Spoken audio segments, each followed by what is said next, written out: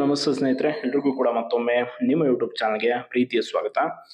ಈಗಾಗಲೇ ಕೆಇಎಯಿಂದ ಪರೀಕ್ಷಾ ನೇಮಕಾತಿ ಅಧಿಸೂಚನೆಗಳು ಹೊರಬಂದಿವೆ. ಇನ್ನು ಕೆಪಿಎಸ್ಸಿಯಿಂದ ಕೂಡ ಹಲವಾರು ನೋಟಿಫಿಕೇಶನ್ ಆಗೋದು ಬಾಕಿ ಇದೆ.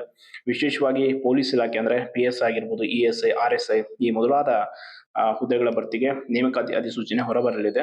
ಸೊ ಹಾಗಾಗಿ ನೀವು ಯಾವೆಲ್ಲ ಪರೀಕ್ಷೆಗಳಿಗೆ ಪ್ರಿಪೇರ್ ಆಗ್ತಾ ಇದ್ರೆ ಅಂದ್ರೆ ಲೈಕ್ ಪೊಲೀಸ್ ಸಬ್ ಇನ್ಸ್ಪೆಕ್ಟರ್ ಆಗಿರ್ಬೋದು, ಅಥವಾ ಎಕ್ಸೈಸ್ ಸಬ್ ಇನ್ಸ್ಪೆಕ್ಟರ್, ಅಥವಾ ರಿಸರ್ವ್ ಸಬ್ ಇನ್ಸ್ಪೆಕ್ಟರ್, ಯಾವುದೇ ಪರೀಕ್ಷೆಗೆ ಪ್ರಿಪೇರ್ ಆಗ್ತಾ ಇದ್ರು ಕೂಡ ನಿಮ್ಮ ಒಂದು ಪರೀಕ್ಷೆಗೆ ಸಂಬಂಧಪಟ್ಟಾಗೆ ಯಾವ ರೀತಿಯಾಗಿ ಪರೀಕ್ಷಾ ಮಾದರಿ ಇರುತ್ತೆ, ಅಂದ್ರೆ ಏನು ಸಿಲೆಬಸ್ ಏನಿರುತ್ತೆ, ಸೊ ಯಾವ ರೀತಿ ಅನ್ನೋದ್ರ ಬಗ್ಗೆ ಒಂದು ಸಿಂಪಲ್ ಆದಂಥ ಮಾಹಿತಿಯನ್ನು ತಿಳಿಸ್ತೀನಿ, ನೋಡೋಣ ಬನ್ನಿ. ಆ್ಯಂಡ್ ಮೊದಲನೇದಾಗಿ ನೀವು ಪೊಲೀಸ್ ಸಬ್ ಇನ್ಸ್ಪೆಕ್ಟರ್ ಮತ್ತು ESI, RSI ಈ ಮೂರು ಪೇಪರ್ದು ಹಿಂಗಿರುತ್ತೆ ಕ್ವಶನ್ ಪೇಪರ್ ಅಂತಂದರೆ ಪೇಪರ್ 1 ನಿಮಗೆ ಸೇಮ್ ಇರುತ್ತೆ. ಈ ಮೂರು ಪರೀಕ್ಷೆಗಳು ಪೇಪರ್ 1 ಹೆಂಗೆ ಅಂತಂದರೆ ಪ್ರಬಂಧ ಆ್ಯಂಡ್ ಪ್ರಬಂಧದಲ್ಲಿ ಡಿಸ್ಕ್ರಿಪ್ಟಿವ್ ಟೈಪ್ ಇರುತ್ತೆ ಆ್ಯಂಡ್ ಅದರ ವಿಷಯಾಧಾರಿತ ಪ್ರಬಂಧ ಬರೆಯೋದಿರುತ್ತೆ, ಅನುವಾದ, ನಿರೂಪಣೆ ಇರುತ್ತೆ. ಬಟ್ ಎಕ್ಸೈಸ್ ಸಬ್ ಇನ್ಸ್ಪೆಕ್ಟರ್ ಇದರಲ್ಲಿ ಒಂದು ಇರೋದಿಲ್ಲ, ಅಂದರೆ ಸಂಕ್ಷಿಪ್ತ ಬರವಣಿಗೆ ಇರೋದಿಲ್ಲ. ಆ್ಯಂಡ್ ಪೇಪರ್ 2 ಸಾಮಾನ್ಯ ಜ್ಞಾನ ಇರುತ್ತೆ, GK, ಆ್ಯಂಡ್ ಇಲ್ಲಿ ನೆಗೆಟಿವ್ ಮಾರ್ಕಿಂಗ್ ಇರುತ್ತೆ. ಅಂದರೆ ಪ್ರತಿಯೊಂದು ತಪ್ಪು ಉತ್ತರಕ್ಕೂ ಕೂಡ ನಿಮಗೆ 0.25 ಮಾರ್ಕ್ಸನ್ನು ತೆಗೆಯಲಾಗುತ್ತೆ.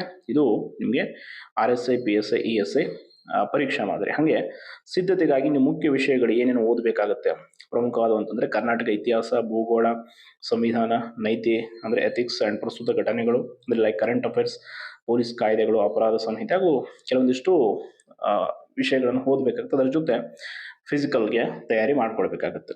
ಈ ಹುದ್ದೆಗಳನ್ನು PSI, RSI, ESI ಮೂರು ಕೂಡ ಈಗ ನೋಟಿಫಿಕೇಶನ್ ಆಗುವಂಥದ್ದಿದೆ. ಎಸ್ಪೆಷಲಿ PSIನ ನಿಮ್ಗೆ ಗೊತ್ತಿರೋದೇ KEAಗೆ ವಹಿಸಿದ್ದಾರೆ ಈ ಬಾರಿ. ಎಕ್ಸೈಸ್ ಸಬ್ ಇನ್ಸ್ಪೆಕ್ಟರ್ನ KPSC ಅವರೇ ನಡೆಸ್ತಾರೆ ಆ್ಯಂಡ್ RSI ಕೂಡ ಸೇಮ್ ಅದೇ. ಆ್ಯಂಡ್ ಅಂದರೆ KPSC ಅಲ್ಲ, RSI ಕೂಡ ಈಗ ಆಲ್ಮೋಸ್ಟ್ ಎಲ್ಲ ಪೊಲೀಸ್ ಪರೀಕ್ಷೆಗಳನ್ನು ಕೂಡ KEAಗೆ ವಹಿಸಿರೋದ್ರಿಂದ ಅವರೇ ಮಾಡ್ತಾರೆ. So next most expected notification ಯಾವುದು ನೆಕ್ಸ್ಟು ಅಂತಂದರೆ KPSCಯಿಂದ SDA ಮತ್ತು FDA ಅಂದರೆ first division assistant and second division, ಪ್ರಥಮ ದರ್ಜೆ ಸಹಾಯಕ ಮತ್ತು ದ್ವಿತೀಯ ದರ್ಜೆ ಸಹಾಯಕ. ಈ ಹುದ್ದೆಗಳಿಗೆ ಬಹಳ ವರ್ಷ ಆಯ್ತು ನೋಟಿಫಿಕೇಶನ್ ಆಗಿ, ಹಾಗಾಗಿ ತುಂಬ ಡಿಮ್ಯಾಂಡ್ ಇದೆ. ಈ ಎರಡೂ ಪರೀಕ್ಷೆಗಳಿಗೂ ಕೂಡ FDA ಮತ್ತು SDAಗೆ ನೀವು FDA ಪರೀಕ್ಷೆಗೆ ಅರ್ಜಿ ಹಾಕ್ತೀನಿ ಅಂದರೆ ಪದವಿ ಆಗಿರಬೇಕು, SDA ಆದರೆ PUC ಆಗಿರಬೇಕು. ಸೊ ಪರೀಕ್ಷೆ ಮಾದರಿ ಸೇಮ್ ಇರುತ್ತೆ, ಬಟ್ ಸ್ವಲ್ಪ ಕ್ವಶನ್ ಪೇಪರ್ ಲೆವೆಲ್ ಟಫ್ ಇರುತ್ತೆ ಅಷ್ಟೇ. FDAಗೆ SDAಗೆ ಸ್ವಲ್ಪ. ಬಟ್ KPSC SDA FDAಗೂ KEA SDA FDAಗೂ ಡಿಫ್ರೆನ್ಸ್ ಇದೆ. ಸೊ ಇದನ್ನು ಕನ್ಫ್ಯೂಸ್ ಮಾಡ್ಕೋಬೇಡಿ. KEAಯಿಂದ ನಡೆಸೋ SDA FDA ಪರೀಕ್ಷೆಗಾದರೆ ಗ್ರೂಪ್ C ಮಾದರಿ ಸಿಲೆಬಸ್ ಅಂದರೆ ಪೇಪರ್ 1 GK, ಪೇಪರ್ 2 ಕಮ್ಯುನಿಕೇಷನ್ ಅಂದರೆ ಕಂಪ್ಯೂಟರ್ ರಿಲೇಟೆಡ್ ಕ್ವಶನ್ಸು ಮತ್ತು ಇಂಗ್ಲೀಷ್ ಗ್ರಾಮರ್, ಕನ್ನಡ ಗ್ರಾಮರ್ ಇರುತ್ತೆ.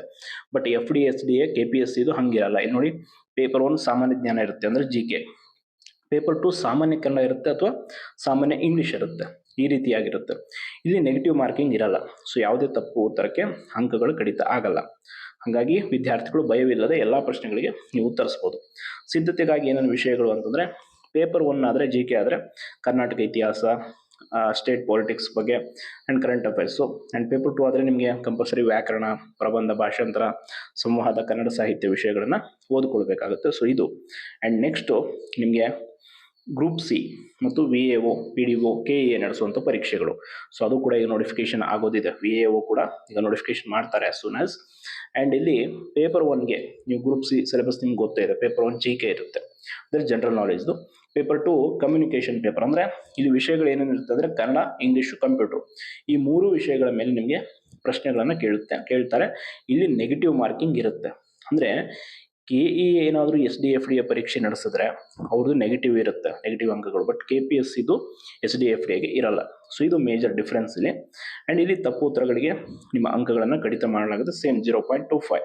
ಸೊ ಇದು ಯಾವುದ್ಯಾವುದನ್ನು ಒಳಗೊಂಡಿದೆ ಅಂತಂದರೆ KPSC ಗ್ರೂಪ್ C ಪೋಸ್ಟ್ಸಲ್ಲಿ VAO ಆಗಿರ್ಬೋದು, PDO, ಸಬ್ ಡಿವಿಷನಲ್ ಅಸಿಸ್ಟೆಂಟ್ ಅಕೌಂಟೆಂಟ್ ಆಗಿರ್ಬೋದು, ಸೆಕ್ರೆಟರಿ ಗ್ರೇಡ್ 1, ಗ್ರೇಡ್ 2 ಆ್ಯಂಡ್ ಈ ಎಲ್ಲ ಹುದ್ದೆಗಳನ್ನು ಇಲ್ಲಿ ಪ್ರಮುಖವಾಗಿ KE ಅವರು ನಡೆಸ್ತಾರೆ.